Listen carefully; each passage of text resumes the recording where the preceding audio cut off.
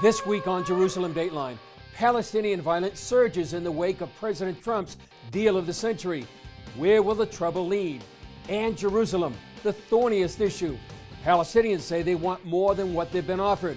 Plus, how an Israeli innovation could help stop the deadly coronavirus and fulfill biblical prophecy too.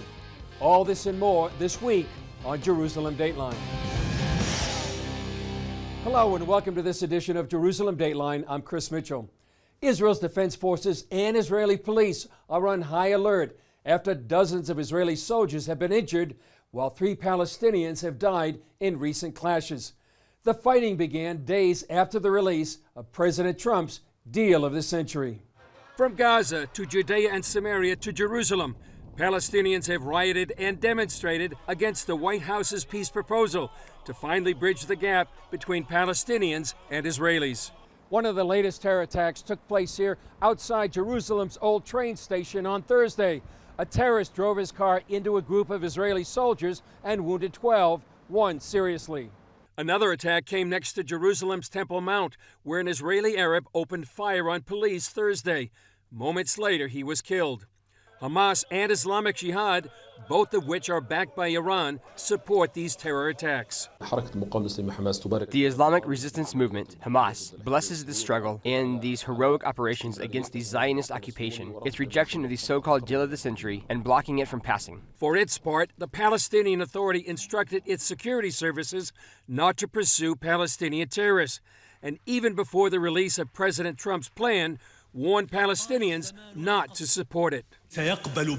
Whoever accepts it, he will pay a heavy price for it. Yes, he will pay the price for accepting it. He will pay the price of treason. Accepting this deal is the way to treason. Israeli Prime Minister Benjamin Netanyahu put the blame on PA President Mahmoud Abbas, also known as Abu Mazen.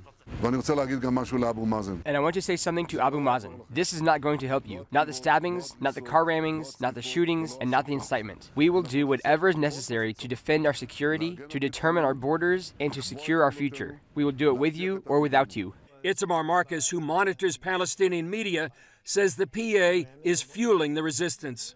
The Palestinian Authority wants violence. It wants terror. It wants the world to know that its people are angry about the Trump plan. Whether its people are angry or not, we don't know. We know the leadership is angry.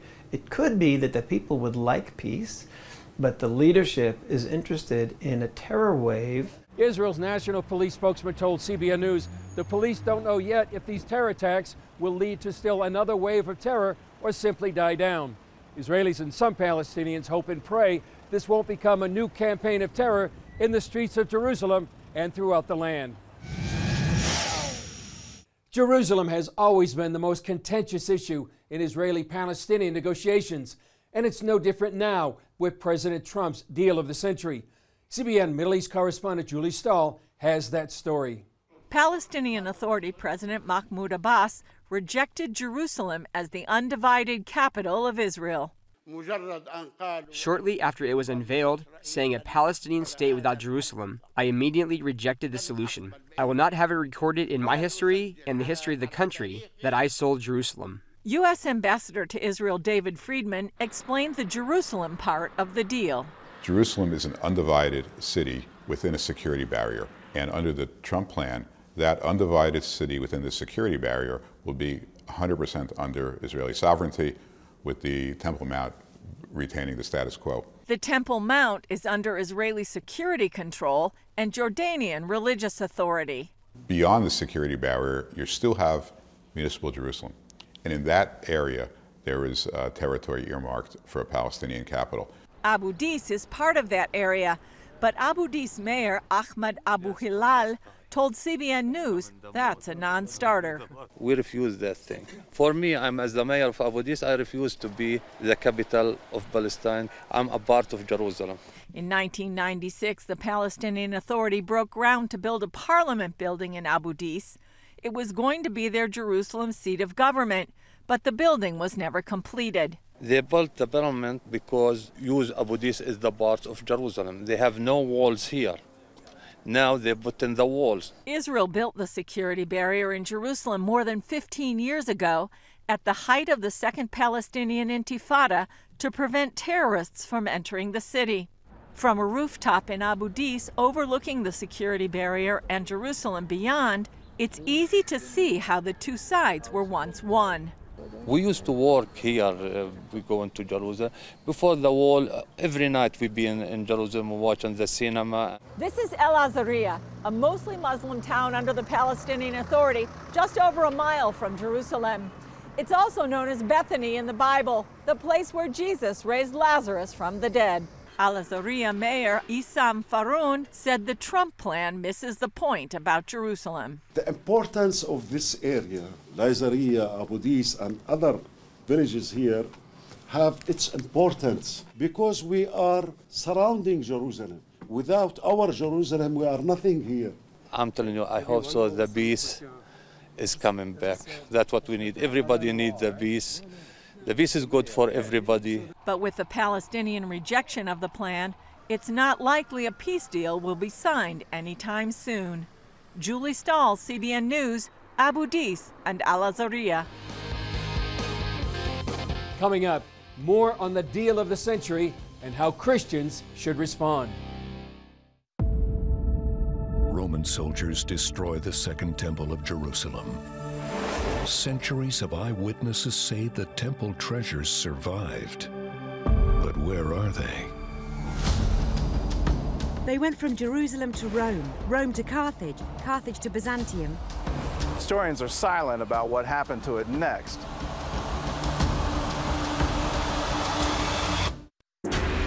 CBN Documentaries presents the worldwide release of Treasures of the Second Temple.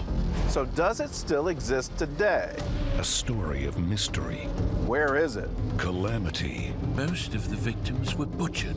And destiny. The possibility to dig is impossible. Get your copy of Treasures of the Second Temple.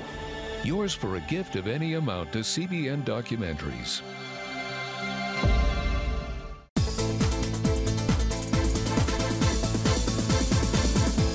Nigerian Christians in Iran are routinely arrested. Happily, Christians continue to suffer. In times of trial and affliction, you need to know the truth. One of the fastest growing Christian populations in the world. Join Wendy Griffith and George Thomas for Christian World News. Young people are the ones who are open to the gospel. Powerful stories of suffering and hope that affect all Christians. Watch Christian World News, Saturday at 5 p.m. Watch breaking news, in-depth exclusive stories and programs from health to entertainment you won't find anywhere else. The CBN News Channel, a perspective you can trust. Enjoy credible news reporting from around the world. Discover inspiring programs and stories of hope, all in one place from a Christian perspective. The CBN News Channel, a perspective you can trust. To watch the CBN News Channel, download the app or visit cbnnewschannel.com. Hey, if you're tired and exhausted all day, you can't think clearly, and you really just need a cup or even a pot of coffee to get through your day, then join me, Dr. Josh Axe, for this new series where I'm going to teach you how to transform your diet and use essential oils and supplements to get a better night's sleep. Protect your sleep and live your best life with innovative information from 5 leading sleep experts. If you're not a great sleeper, you can do things to make yourself a great sleeper. If you're already a pretty good sleeper, you can enhance your sleep and be even better. Discover a sleep-enhancing bedtime routine, how to put insomnia to rest, learn how to relieve pain that disturbs sleep, and much more in Protect Your Sleep. Everything you do better with a good night's sleep. Wake up to your best life. Call 1-800-700-7000 to get your free DVD or booklet of Protect Your Sleep today. Don't miss out on this brand new series. As we've heard, the Palestinian Authority leadership has rejected the deal of the century outright and are urging their people to fight it. Israelis, on the other hand, have had a mixed reaction. But how should Christians respond? And how should they pray? I spoke with International Christian Embassy Jerusalem Vice President and Senior Spokesman David Parsons about the plan. Parsons has followed Israeli-Palestinian negotiations for nearly 30 years. All right, David, after several years, finally the deal of the century is out now. What's your first reaction? We've been teased for almost 2.5 years with this plan, and a little surprised it came out in the middle of this Israeli election. But not many Israelis are complaining about it because it is so pro-Israel. You look at some of the terms of it. Israel would have security control from the Jordan River to the Mediterranean, sort of freezing of a status quo, control of the airspace. The Palestinians wouldn't be able to have an army. There would be no return of Palestinian refugees, which is a big one. So these are very positive, important points. I think you could actually expect this out of the Trump administration because they already recognize Jerusalem, recognize Israeli sovereignty on the Golan, said the settlements are legal, and many other things that they did to help Israel, but there's still, I'd say I'm cautiously receptive to it because in the middle of the plan, it would call for a Palestinian state if the Palestinians meet all the conditions that are set forth, and that's a division of the land contrary to Scripture, which should give us all pause. Yeah. Is that one of your main objections about the fact that this is, according to the Bible, land given by God to the Jewish people? I think it is a concern. I respect the people who put this plan together, Jason Greenblatt, Jared Kushner, Ambassador Friedman. They're all Jewish. They were all very supportive of the Israeli settlements beforehand. I don't think they do anything to endanger Israel. I think they have an understanding, perhaps with Israel, how this thing rolls out, expecting a Palestinian rejection and what happens next. But I think there's been a little confusion. And I'm still trying to figure out, Chris, as a former practicing attorney, traditionally, the U.S. administrations would propose an outline for peace, give some suggestions how to handle all the issues, and invite the two parties in with U.S. mediation to come to an agreement. But this seems to be like what we call in the law an adhesion contract, take it or leave it. It's already set, and you have to accept it from the start, and some things that have been said already sort of present it like that. And I think they anticipated a Palestinian rejection. And the question is, what is the understanding between the U.S. and Israel if Israel annexes 30% of the West Bank, Judea, Samaria, like the plan calls for, at the start, the Palestinians reject it, and where do we go next? Yeah. That's my next question. Where do you think we do go next? Well, I think Abbas, he hasn't wanted to pick up the phone to talk to Trump all these years. I think he's going to try to wait out Trump over the next 7-8 months to see if he gets reelected. I think a lot of the world is doing that. He's already turning to the European Union, the United Nations, to try and get some counter proposal. And I don't think that'll be very effective. But I think the plan itself, because if it's already a set deal that there's not much to change, it sets up the U.S. as a sort of judge of the Palestinians finally getting a state after 4 years. And the threshold is high, including they have to disarm Hamas, which, as you and I know, Hamas won't give up its weapons. So, to get a state, Abbas has to trigger an internal civil war among the Palestinians. And so I don't think the Palestinians are going to accept it. They're going to try and outlast Trump, see if he doesn't get reelected. But if he does, I think there's some understanding that's not out there about how to proceed in this, the plan itself and the provisions for a Palestinian state. The U.S. will try and say, well, that's passed now, the Palestinians rejected it, we need to move on from here. Yeah. Finally, David, how can people be praying about this? We need to lift up the Israeli people in the election coming up in just a few weeks, because this is a central part of it. There needs, I believe, part of why Trump released his plan at this time is to give Israel a way out of this impasse they've had, third election now. And I think we need to really invest a lot of prayer in that the Israeli people would coalesce around an agreement to You know, for now we can solidify our hold on another 30% of this territory that we won in '67, and the world keeps trying to talk us out of it. Let's solidify our grip in some sort of unity government between blue and white and Likud, and somehow with Benjamin Netanyahu in place. That's our sense that that's what we need to be praying for. Yeah, well, David, thank you for your sharing your analysis. You've been following this since back in the early 90s, so thanks so much. Up next, why a united Jerusalem is so important to Israel.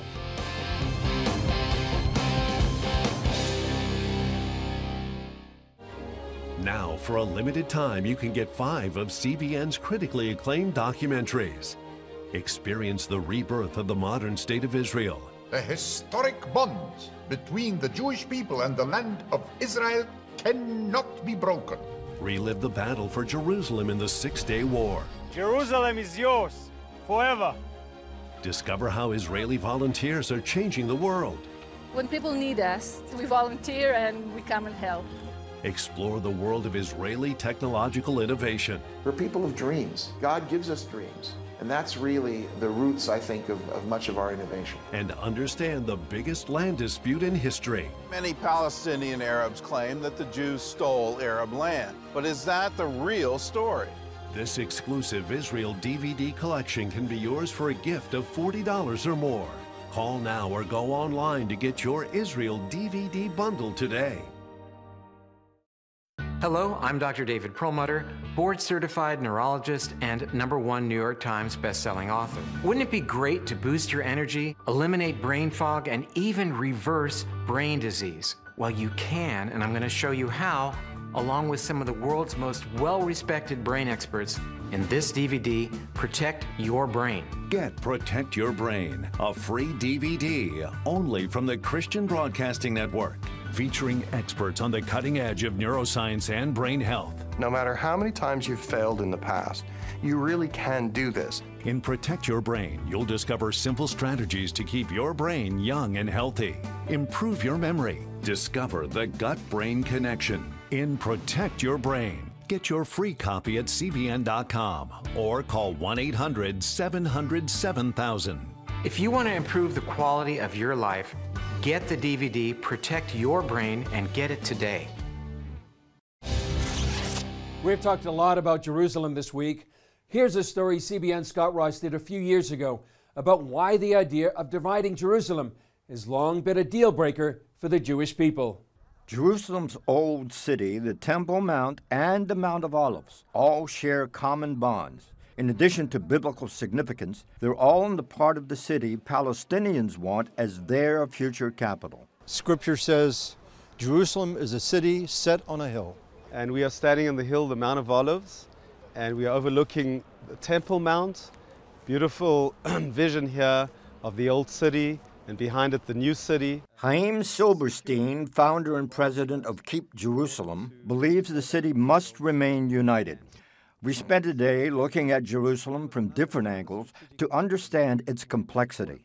This is a city that's ensconced in geopolitics, in divisiveness, both within the Jewish people and certainly the Arab nations against the Jewish people. Jerusalem has been conquered more than any other city in history, yet it's been the only capital the Jewish people have ever known. Still, the world refuses to recognize it as Israel's capital, even though it's mentioned more than 640 times in the Old Testament and not once by name in the Quran.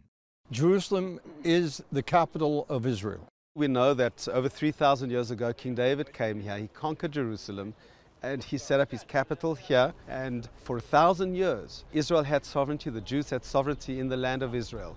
A pocket of Jews remained in Palestine, in Israel, throughout the centuries, but we only saw a real return of the Jewish people in the last 150 years or so. And today, when we look at Jerusalem, we see Jerusalem built up. At what point was it that the Arabs, the Palestinians, made a determination that this was their capital? It was only when the Israelis liberated Jerusalem in '67 that they changed that, because they needed to get us out. So they then created this idea that they want a Palestinian state with Jerusalem as its capital. On the world stage, Jerusalem is typically divided between East and West. The newer Western city is primarily Jewish. The older Eastern section stretches from north to south. The majority of the city's Arabs live there, but so do an almost equal number of Jewish Israelis. With the city as it is now and the talk of dividing Jerusalem, is that realistic? A divided Jerusalem? I think that it would be a disaster of historic proportions and a huge mistake, because dividing up Jerusalem will create the exact opposite effect of peace. From 1949 to 1967, Jerusalem was divided, with Jordan controlling the eastern sector. During 1967's Six-Day War, Israel took back control. Silverstein took me to the battlefield that turned the tide. This is the actual spot where hand-to-hand combat took place here, is that correct? Correct. This is probably the toughest battle in Jerusalem during the Six-Day War. Between the west and Mount Scopus was Ammunition Hill, so it was critical to take this hill. The Bible calls Jerusalem the city of the great king, and it's seen many kings. In 1964, Jordan's King Hussein started building a hilltop palace on the northern edge of Jerusalem. The Six-Day War interrupted his plans. This site where we are now is not really the palace of King Hussein, but rather the palace of King Saul. From on high, it's easy to see why kings old and new would want to occupy this hill. We're looking eastwards, and we're actually looking into the Judean desert. Behind the Judean desert are the mountains of Moab, which is where Jordan is today. Oh. So we can see all the way to the Dead Sea and the Jordan Valley. What we see below us is the Jewish neighborhood of Pisgat Ze'ev, and to the north of that, Neve Yaakov. These two neighborhoods are basically nestled within Arab neighborhoods that are surrounding them.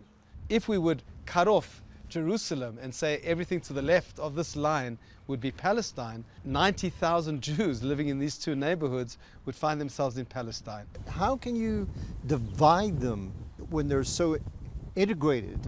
That is a rhetorical question. It is? Yes.